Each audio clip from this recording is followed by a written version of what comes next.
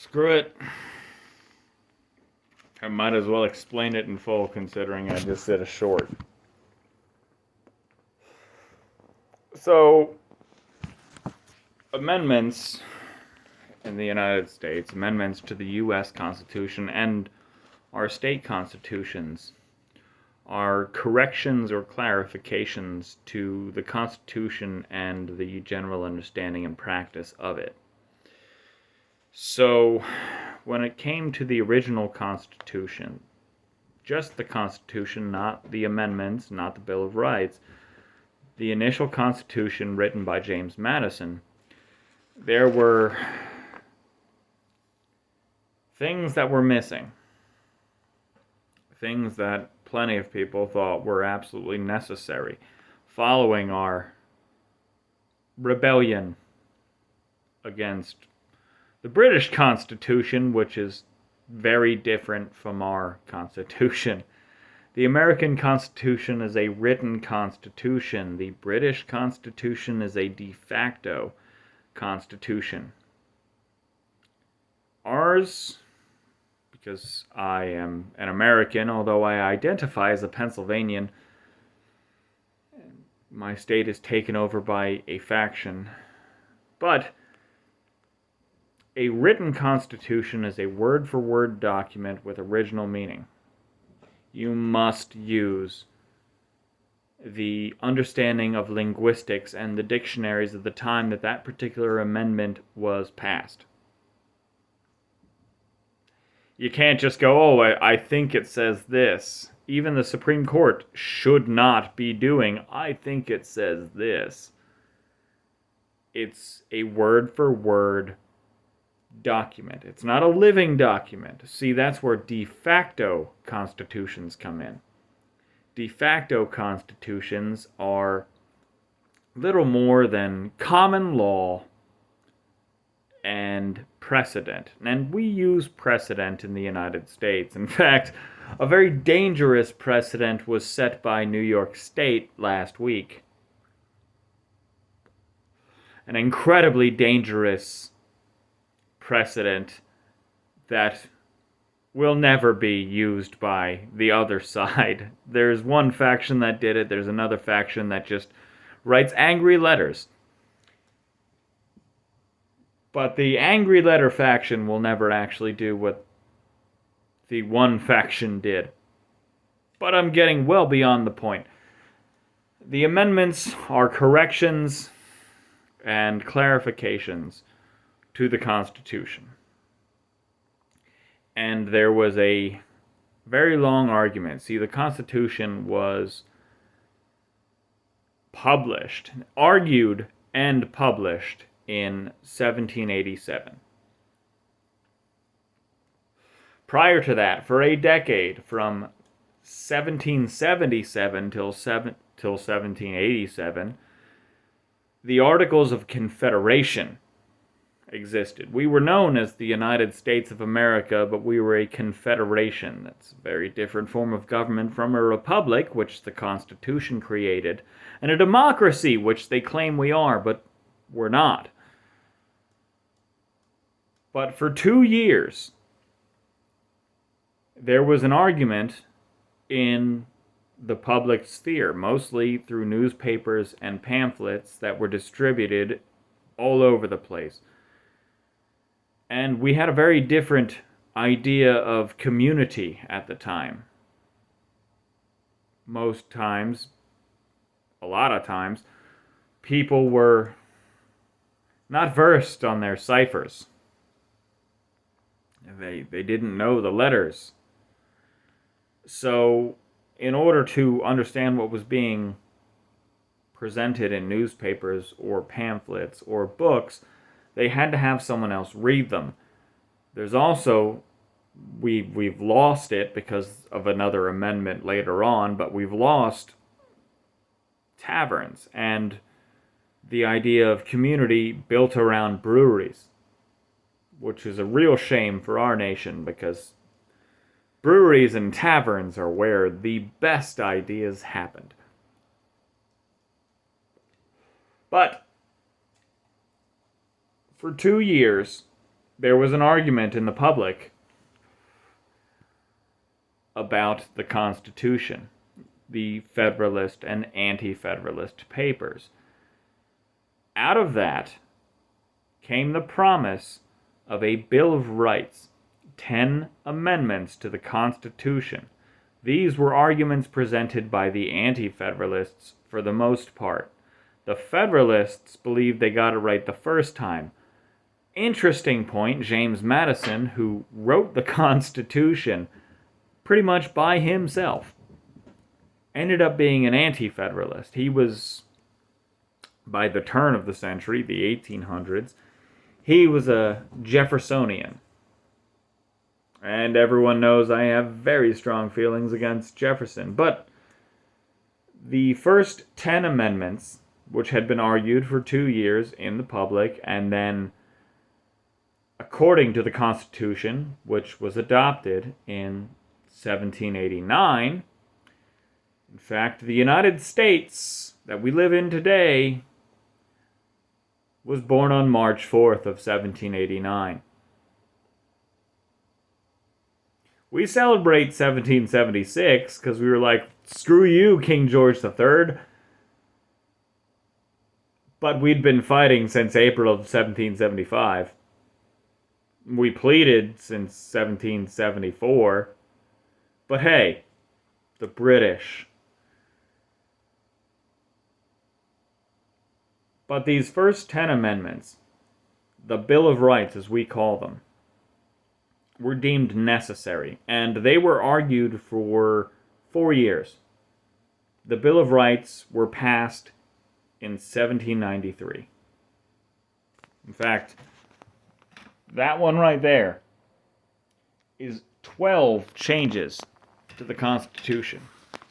They were parsed down to 10, and that doesn't mean that all of them were just, or 2 of them rather, were eliminated. No. They were folded into other, like, amendments to the Constitution. And that's how you get breakdowns like you do with the Fifth Amendment. So again, the Fifth Amendment to the United States Constitution.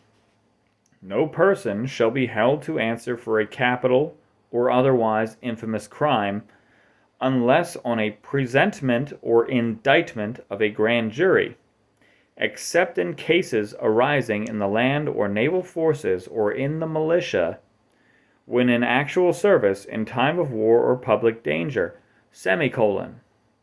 So that's one entire thought. So no person shall be held to answer for a capital or otherwise infamous crime, unless a grand jury turns around and says, hey, you've done something terrible. So, there are a couple of things we can use right now as examples. In Trump's case in New York, there was a grand jury that said, yes, we can pursue this. Likewise, in Delaware, there was a grand jury who looked at Hunter Biden and said, yes, we can pursue this. There was a bunch of evidence that was presented to citizens. I mean, they're just normal citizens who get selected for this. It's jury duty, but it's jury duty on steroids. Because the cases you're going to be dealing with are terrible, horrifying, or just downright evil fucking cases. Grand jury is a special kind of jury. They're necessary before these kind of crimes can be brought to a judge and a trial, which those instances where judges and trials and all that sort of thing, that's all part of Article 3. So it's already part of the Constitution. This is a clarification of the Constitution.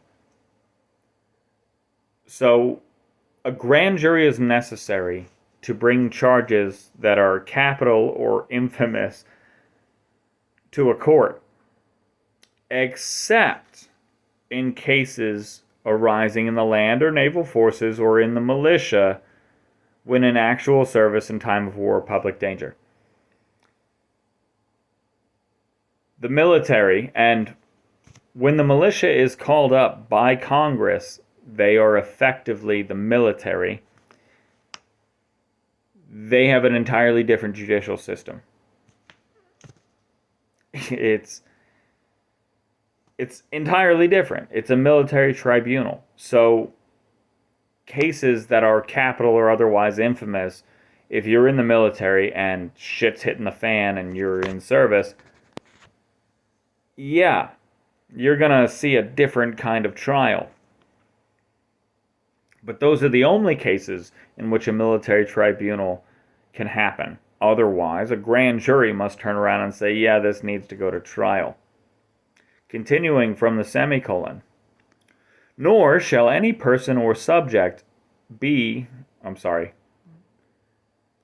going to start this one over. Nor shall any person be subject for the same offense to be twice put in jeopardy of life or limb, nor shall be compelled in any criminal case to be a witness against himself, nor be deprived of life, liberty, or property without due process of the law, semicolon. Again, this is an entirely separate idea. It's in the same vein. That's where the semicolons come into place. So, the idea of double jeopardy. You cannot be tried for the same crime twice. So if they fail to prove beyond a reasonable doubt that you're guilty of the crime, they can't try you for that same crime again. That's the first part. You're not going to be put in jeopardy of life or limb for the same crime twice if they failed to get you the first time. Seems to be forgotten in these days. Nor shall be compelled in any criminal case to be a witness against himself. You don't have to take the stand in a trial. You don't have to say anything. You don't have to answer questions in a trial in which you are the defendant. Nor be deprived of life, liberty, or property without due process of the law. They can't just throw you in prison, take your shit, or kill you unless you've had a trial. Nor shall private property be taken for public use without just compensation. Now that one throws a lot of people, but that's really eminent domain, in which the government turns around and says, your land's mine. Their idea of just compensation is fucking terrible. They pay you shit for your land, but they said they'd pay you, and if you don't take the payment, they take your land anyway. Eminent domain is some bullshit, but I had to argue in favor of it in college. Because I've got, had strawberry blonde hair and a red beard.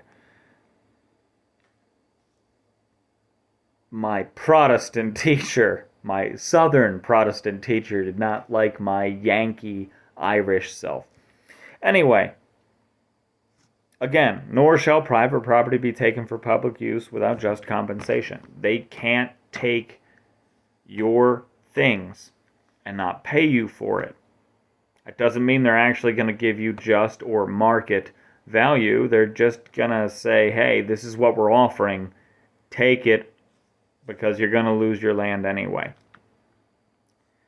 Now, in modern culture and in modern parlance, we say plead the fifth, that you don't talk. That's the whole point, is you can turn around and say, I plead the fifth, which means you're invoking your Fifth Amendment rights. Which means you're not going to incriminate yourself. That's basically the understanding that most people have. It is a correct understanding, but it is an oversimplification.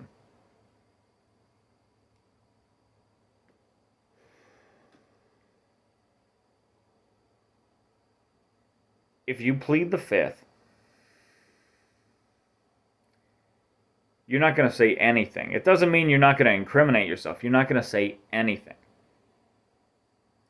And the entirety of any criminal case brought before you in in reference to capital or otherwise infamous crimes.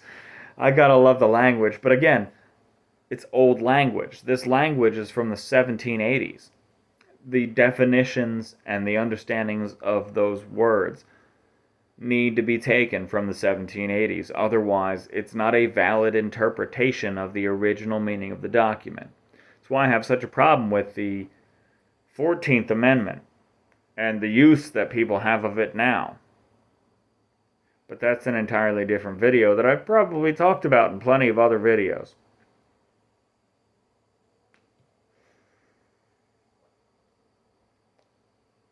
But the Fifth Amendment does more than just protect you from incriminating yourself. It separates military offenses from public offenses. So either you're going to be tried as a citizen or you're going to be tried as part of the military, and that's differentiating between two separate justice systems because they operate entirely differently. It ensures that unless a jury turns around and says you no longer have your freedom, you no longer have your property, or you no longer have your life, that it can't be taken. A jury of your peers, a trial, which again has already been prescribed by the original Constitution.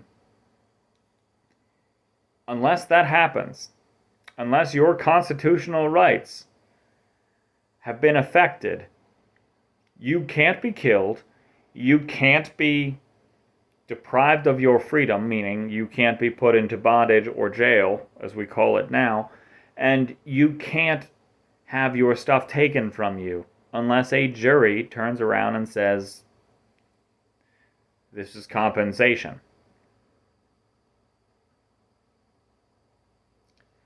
Likewise, you can't be forced to testify in a court case, and the government can't take your shit without paying for it. A lot of the amendments in the Bill of Rights are several things being clarified in one amendment. There are 5 things protected by the First Amendment, but everyone turns around and goes, speech, because the third of 5 things is totally the first thing that they wanted to protect.